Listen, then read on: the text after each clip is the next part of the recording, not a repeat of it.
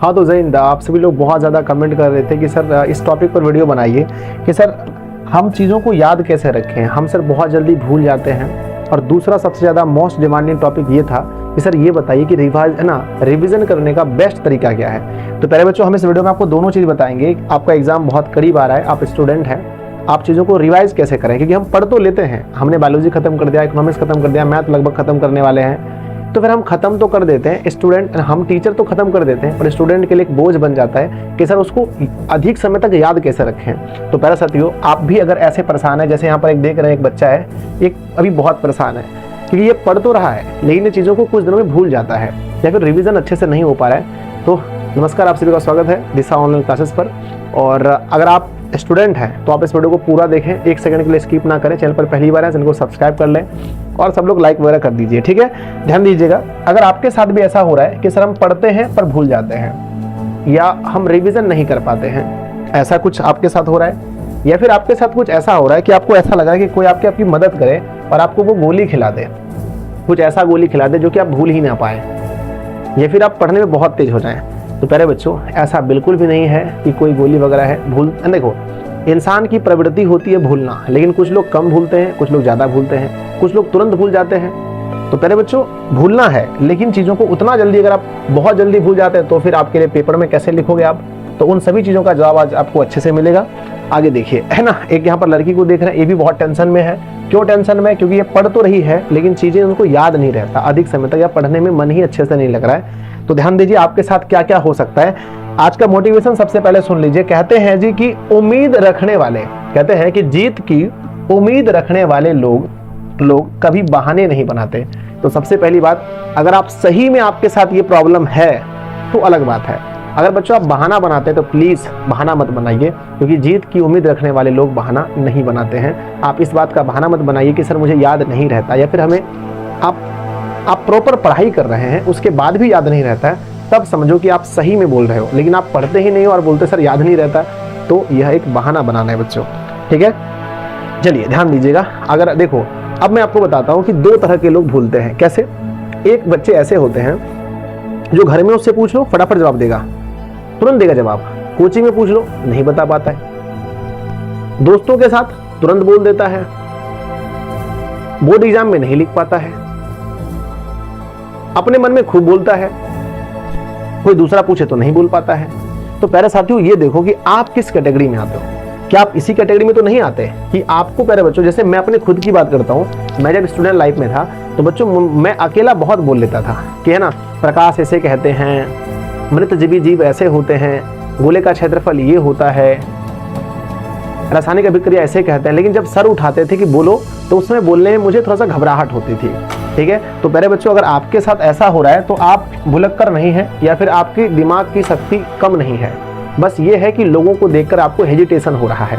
तो ये एक हो गया। दूसरा क्या है कि आप भूल जाते हो। एक होता है क्या कि आप पेपर देने गए और आप लिख नहीं पा रहे हो। आप बोलोगे सर घर में तो सब याद था, पर पेपर देने आए सर हमको याद ही नहीं है, कैसे लिखें, क्या करें, समझ में नहीं आता है। ऐसा कुछ होता है आपके साथ। आइए ध्यान दीजिए। कहते हैं जी कि ज्यादा देर तक याद कैसे रखें, यही सबसे ज्यादा प्रॉब्लम है सबका। और सर रिवीजन करने का बेस्ट तरीका क्या है, यही सबका प्रॉब्लम है। ध्यान दीजिएगा बच्चों, बहुत सारे बच्चों को ऐसा लगता है कि सर हमारा दिमाग ही मतलब थोड़ा सा उस टाइप का है कि हम ज़्यादा देर याद नहीं रख सकते। तो बच्चों, यह दिमाग का खेल नहीं है, यह कुछ आपके हैबिट्स हैं, उसको आप ठीक करेंगे तो आप अच्छा हो सकते हैं। चलिए, हम आपको आज रिवीजन का बेस्ट तरीका सबसे लास्ट में बताएंगे, उसको जरूर देखिएगा। आइए, सबसे पहले क्या है कि आपको आपके साथ में क्या होता है। नंबर एक, आपके साथ हो क्या रहा है। नंबर एक, तुरंत भूल जाते हैं या समझ में ही नहीं आता है। बहुत सारे लोगों को कोई टॉपिक समझ में आया ही नहीं तो उसको याद कैसे रहेगा। बाद में पूछेंगे, जैसे हम कुछ पढ़ाएं बच्चों, एपी का कुछ सूत्र पढ़ाएं और आपको समझ ही में नहीं आया तो बाद में याद कैसे रहेगा वो। तो आप देखिए क्या आपके साथ ऐसा हो रहा है कि आप तुरंत भूल जाते हैं। अभी पढ़ के गए और है ना, 1 घंटे बाद पूछे बाबू आज क्या पढ़े हैं, तो क्या पढ़े हैं याद नहीं है। तो ऐसा बोलो, है ना, ऐसे तो आप नहीं है ना। यह होता है बच्चों की लॉन्ग टाइम के बाद भूल जाना। मुझे उम्मीद है कि लगभग 95% बच्चे वो मुझे देख रहे हैं जिन्हें लॉन्ग टाइम में प्रॉब्लम होता है कि सर आज पढ़ा, 10 दिन के बाद, 15 दिन के बाद भूल गए। अभी पूछेंगे आय किसे कहते हैं, सर आप इकोनॉमिक्स में पढ़ाए थे, आय भूल गए हम। प्रति व्यक्ति आय क्या है, सर भूल गए। जीडीपी क्या होता है, सर भूल गए, ठीक है। तो ये सब बहुत दिनों के बाद आप भूल गए तो ये अलग चीज़ है। ठीक है, आ जाओ आगे देखिए। क्या बच्चों परीक्षा में आप भूल जाते हैं या फिर नॉर्मल भूल जाते हैं? बहुत सारे लोग हैं कि जो कि पेपर में जाएंगे तो उसका दिमाग सुन्न हो जाएगा, कुछ नहीं समझ में आ रहा है क्या लिखे नहीं लिखे, और घर में वो ठीक रहते हैं। ध्यान दीजिए। तो बच्चों कारण होता है इसका, कारण क्या होता है? नंबर 1 सबसे पहला कारण ये होता है कि आप समझे नहीं हैं किसी चीज़ को। देखिए अगर आप भूलते हैं बच्चों तो सबसे पहला कारण हो सकता है कि आप उसको अच्छे से समझे ही नहीं हैं, इसलिए आप भूल जाते हैं। दूसरा बच्चों हो सकता है कि आपको उस टॉपिक में इंटरेस्ट नहीं हो, जिस टॉपिक में आपको इंटरेस्ट नहीं होता है उसको दिमाग ज़्यादा दिन तक याद नहीं रह सकता है। बचपन में आपने किसे मारा था बताओ, याद है ना अभी तक? आप कौन सी मूवी देखे थे बचपन में 5 साल पहले, याद है ना आपको? तो जिस चीज़ में हमें इंटरेस्ट होता है वो चाहे कितना भी पुराना क्यों ना हो हमें याद रहता है, और पिक्चर्स हो तो वो और ज़्यादा है ना, वो तो और ज़्यादा याद रहता है। कहते हैं कि पढ़ने से ज़्यादा समय हो गया है ना, एक तो ये कारण है बच्चों कि पढ़ने से बहुत समय हो गया इसलिए आप भूल रहे हैं। तो बच्चों अगर पढ़ने से बहुत ज़्यादा समय हो गया और आप भूल रहे हैं तो ये नॉर्मल बात है, मेरे साथ भी ऐसा होता है। आप एक सोच के देखो कि एक टीचर को ज़्यादा याद क्यों रहता है? अभी मुझसे पूछोगे बच्चों इकोनॉमिक्स मुझे याद है, केमिस्ट्री पूछो याद है, साइंस पूछो याद है, मैथ पूछो याद है। क्यों याद है? क्योंकि हम एक ही चीज़ को बच्चों इतनी बार पढ़ा चुके हैं, इतनी बार पढ़ा चुके हैं कि हमें वो चीज़ याद हो गया है।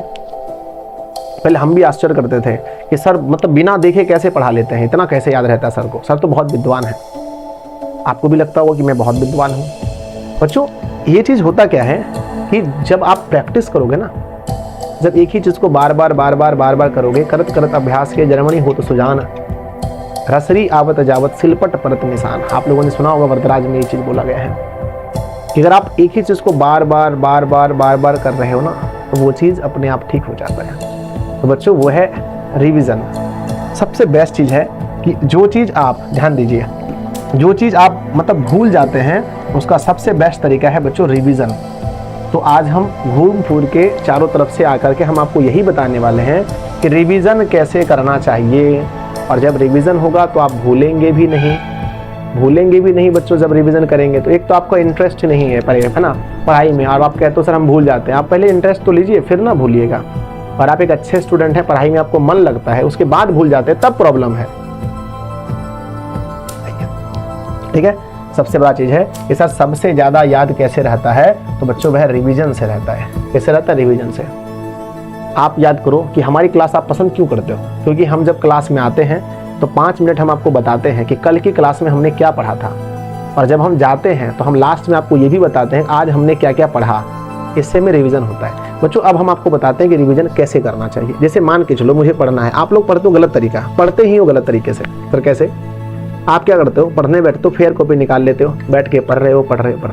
मैं बताता हूँ बच्चों पढ़ने का। जैसे मान के चलो मुझे पढ़ना है, ध्यान देखना मैं कैसे पढ़ रहा हूँ, ध्यान दो। ठीक है, मुझे बच्चों आज पढ़ना है, आपके सामने मैं पढ़ के दिखाता हूँ कैसे पढ़ा जाता है एक्चुअल में। ठीक है ना? फिर आप लोग इसको फॉलो करना है। अगर आपको लग रहा है कि मैं ठीक बता रहा हूँ बच्चे तो आप लोग फॉलो कर लेना, नहीं तो कोई ज़रूरी नहीं है। आ जाओ, मैं आपको बता रहा हूँ एक्चुअल में पढ़ाई कैसे जाता है। ठीक है ना? ध्यान देना। मान के चलो कि मुझे पढ़ना है बच्चों। ठीक है, आ जाओ। जैसे मुझे पढ़ना है, ये वाला तो लकीर ही ठीक है, ये वाला तो कलर ही अच्छा नहीं है। एक सेकंड, पहले मैं कलर ठीक कर लेता हूँ। आ जाओ। ठीक है, मुझे पढ़ना है और मैंने स्टार्ट किया बच्चों। आज मेरा मन पढ़ने का है बायोलॉजी। क्या पढ़ना है? बायोलॉजी। तो आप भी ऐसे करना, लिखना बायोलॉजी। क्या लिखना बच्चों? बायोलॉजी, है ना? बायोलॉजी लिखना। ठीक है, सबसे पहले अपने मन से सिर्फ एक कॉपी उठाना, एक पेन उठाना, एक कॉपी और एक पेन उठाना, लिखना कॉपी पेन लेके बायोलॉजी में लिखना बच्चों कौन कौन से चैप्टर हैं। पहले चैप्टर का नाम लिख देना। जैसे बायोलॉजी में मुझे पढ़ना है पहला चैप्टर, मान के चलो पहला चैप्टर, तो नाम है बच्चों मान के चलो पोषण। पहला का नाम क्या? पोषण। तो बच्चों अब अपने मन से हम बोलेंगे, अपने मन से सवाल करेंगे सर पोषण क्या, मुझे पता है पोषण क्या होता है। तो फिर अपने से ही लिखेंगे, है ना, कि जीवों के द्वारा भोजन ग्रहण करने की विधि को हम पोषण कहते हैं, या जीव जिस विधि द्वारा अपना भोजन ग्रहण करते हैं हम उसे पोषण कहते हैं। फिर बच्चों लिखेंगे कि पोषण के बारे में, कि पोषण तो हमने लिख दिया। अब फिर बच्चों पोषण कई तरह के होते हैं, तो हम फिर लिखेंगे स्वपोषण, फिर लिखेंगे परपोषण। क्या लिखेंगे? परपोषण।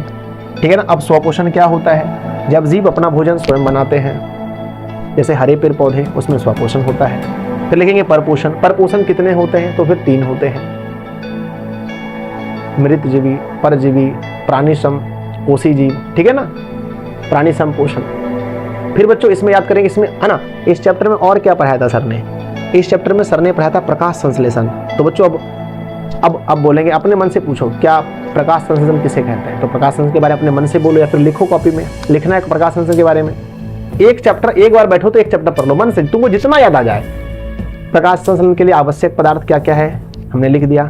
उसके बाद सर ने इस चैप्टर में क्या पढ़ाया था, सर ने पढ़ाया था इस चैप्टर में बच्चों, हमें पढ़ाया था आहार नाल के बारे में, ठीक है। तो आहार नाल के बारे में जितना कुछ आप जानते हो सब कुछ लिख दो, आहार नाल को बना दो, आहार नाल कहाँ से शुरू होता है, उसके बाद कहाँ, उसके बाद कहाँ, उसके बाद कहाँ, तो आहार नाल के बारे में सब कुछ लिख दो, ठीक है ना।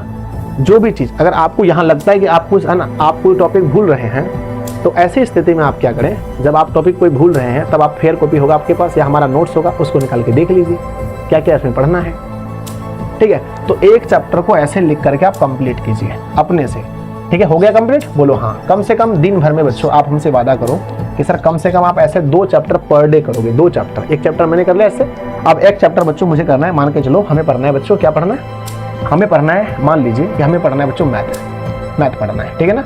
तो मैथ्स में से सबसे पहले मान के चलो इधर हमने हाल फिलहाल में कौन सा पढ़ाया है, हाँ चलो हाल फिलहाल में पहले बच्चों मैंने एपी पढ़ाया, एपी। तो लिखेंगे कि एपी के कौन कौन से सूत्र हैं, तो सबसे पहले पढ़ने का तरीका देखो, ध्यान दीजिए। तो लिखेंगे महत्वपूर्ण सूत्र, क्या लिखेंगे, महत्वपूर्ण सूत्र।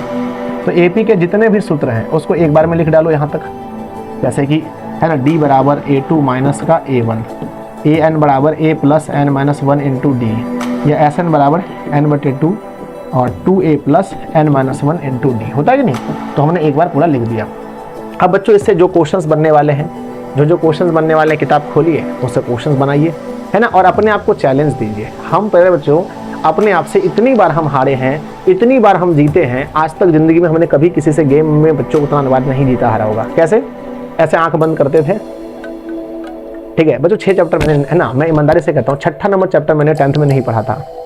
मैं जब 10th में पढ़ता था बच्चों तो चैप्टर नंबर 6 नहीं पढ़ा था, यानी त्रिभुज वाला चैप्टर नहीं पढ़ा था। अब आप बोलोगे सर क्या हमें नहीं पढ़ाओगे क्या, बच्चों हम आपको सबसे अच्छा पढ़ाएंगे, 6ठा चैप्टर आपको सबसे बेस्ट पढ़ाएंगे, जो चीज़ बच्चों मेरे ख्याल से आपको कहीं नहीं मिलेगी, ठीक है। हम आपको इतना अच्छा पढ़ाने वाले हैं। हम क्या करते थे, 6 नंबर चैप्टर में हमने पिन मार दिया था बीच में, क्योंकि मैंने उसको पढ़ा नहीं था, फिर बाद में ठीक ठाक किया थोड़ा बहुत। उसके बाद जब से मैंने पढ़ाना स्टार्ट किया तो बहुत ठीक किया। तो बच्चों मैं बुक लेता था, ऐसे आंख बंद करके खोलता था, जहाँ गिर गया बुक वहाँ से, है ना, वहाँ का क्वेश्चन बनना चाहिए, इतना अपने आप को चैलेंज देता था। तो बच्चों खुद को चैलेंज दो, ठीक है।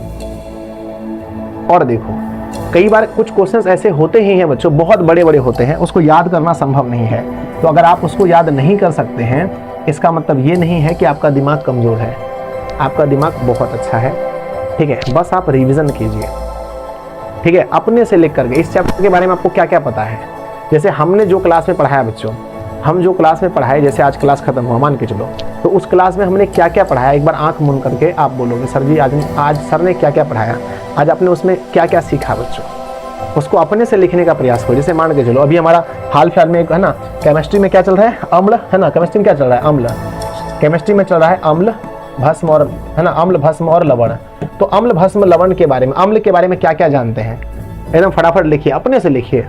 भस्म के बारे में क्या जानते हैं, लवण के बारे में क्या जानते हैं। अगर आपका हैबिट लग गया बच्चों, और रिवीजन कहता है ये कि किसी भी चीज़ को बच्चों, किसी भी चीज़ को जो आप पढ़ते हैं ना, तो उसको कम से कम शुरू में 2-2 दिन में पढ़िए।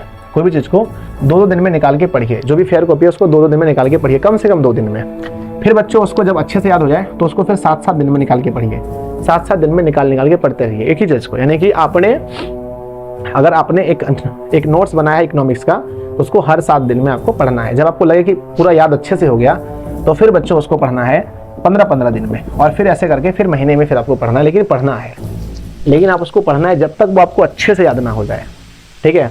और फिर मैं वही कहूँगा बच्चों कि 10 किताब को एक बार पढ़ने से अच्छा है 1 किताब को 10 बार पढ़ना। यानी बच्चों आप ऐसा ना करो गलती कि इतना बोझ घर में किताब का रख दिया, ये मॉडल पेपर, वो मॉडल पेपर, ये मॉडल सेट, वो नोट्स, ये नोट्स, फलना चिलना, इतना भर दिया कि माथा दर्द करता है। नहीं बच्चों, 1-2 चीज़ ही रखो पास में, उसी को बहुत बार पढ़ो, 2 बार 3 बार, बहुत बार पढ़ो, बहुत बार, ठीक है। कॉन्सेप्ट तो मेरी क्लास से आपको क्लियर हो ही जाता होगा, मुझे भरोसा है। और कुछ चीज़ें जो बचती है बच्चों, हम उसको और ही बहुत जल्दी ठीक करते हैं। आई होप आपको ये वीडियो बहुत पसंद आया होगा, ठीक है ना। और मैंने जो भी बताया आपको समझ में आया होगा बच्चों। अब आज से क्या करना, आप घर पे कम से कम 2 बुक का 1-1 चैप्टर बच्चों अपने से एक्सप्लेन करना। एक्सप्लेन करने में तुम्हारा हाथ दर्द करने लगे तो बहुत मार मारूंगा, क्योंकि बच्चों आप स्टूडेंट हो, आप अभी आपको लिखना बहुत है। हम लोग उतना नहीं कर पाते क्योंकि हम लोग थक जाते हैं दिन भर से लिखते लिखते। आप लिखिए, बहुत लिखिए। मैट्रिक में जब हम पढ़ते थे बच्चों, 15 रुपये का एक कॉपी आता था, मोटा वाला, बहुत मोटा वाला कॉपी आता था। एक कॉपी मतलब है ना, मुझे लगता है था कि कुछ कुछ दिन ऐसे होते थे एक कॉपी खत्म एक दिन में, मैथ बना के ये वो कुछ कुछ लिख के भर देते थे कॉपी। तो लिखने में कभी मत कीजिए, बहुत फास्ट लिखिए। और मुझे लगता है वही फास्टली बच्चों आज मुझे इतना मेहनती बना दिया है कि मतलब मैट्रिक का मेहनत बच्चों लाइफ में मुझे अभी तक मेहनत करने से पीछे नहीं हटता, क्योंकि उस दिन मतलब उस समय मैंने बहुत मेहनत किया था। ठीक है, तो अगर आज बच्चों आपने मेहनत किया और आपको अगर मेहनत की आदत लग गई, बैठने की आदत बच्चों अकेले में लग गई, तो आप जीवन में सफल हो जाओगे। क्योंकि जो लोग अकेले रह सकते हैं वो लोग अक्सर सफल होते हैं, ठीक है ना। नहीं तो दोस्त के साथ जो रहने वाले रहते हैं वो तो दोस्त में रह ही जाते हैं। जय हिंद। मैं उम्मीद करता हूँ आपको वीडियो अच्छा लगा होगा, और कोई मन में डाउट है तो नीचे कमेंट्स कीजिए। आज की वीडियो में अगर आपको कुछ पसंद आया तो नीचे अच्छा सा कमेंट कर दीजिएगा। मिलते हैं नेक्स्ट ऐसे ही और वीडियो के साथ। धन्यवाद आप सभी का। आप लोग इसको प्यारे बच्चों लाइक कर दीजिएगा, चैनल पर पहली बार सब्सक्राइब कर लीजिएगा।